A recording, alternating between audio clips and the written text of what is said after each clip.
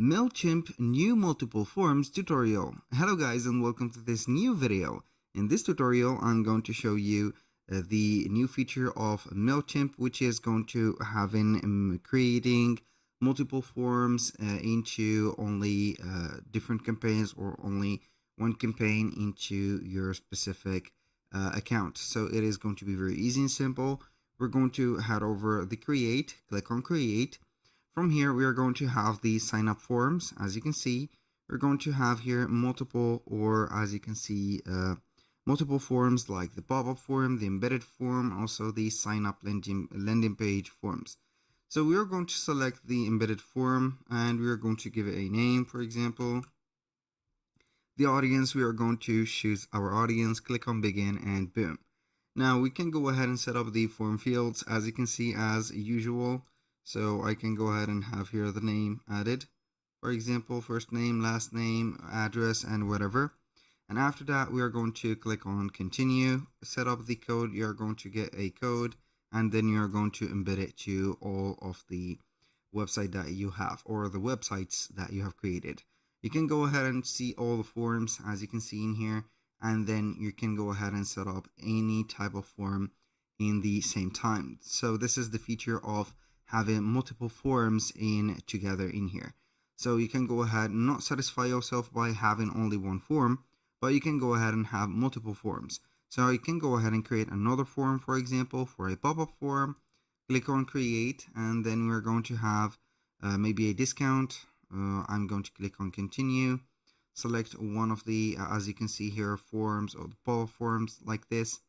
You can go ahead and have it like that, create the form as a pop-up. Then we're going to have it in here. So you can go ahead and see that it is going to be something like that. So we are going to have the new editor, or this is the last editor that we can find on Mailchimp. Basically, you can go ahead and modify the colors, the way the Google fonts are going to be implemented in here, or generic forms. And then you're going to click on save and review. After that, you're going to have it to your website. Wait for a few seconds. You can go ahead and add you to the site. You can choose one of the sites right there. As you can see, I have some of the right there Shopify stores, and then I can go ahead and have them just right there, and we are going to publish them or schedule them later. And here we're going to have the also the multiple layer form. As you can see from this, I'm going to be back in just a few clicks. So for the editor, if you haven't noticed, this is going to be a multiple layout form. So I can go ahead and have some zoom in and zoom out in here. So you can see that it is going to be like that. This is going to be the mobile version. This is going to be the desktop version. If you're going to have, for example, something like clicking the button, you're going to have the step 2, which is going to be here. And then when you are going to click or set up your email, you're going to get the step 3. The step 3 is going to be a follow-up within this specific page. And normally this is going to be the case or scenarios.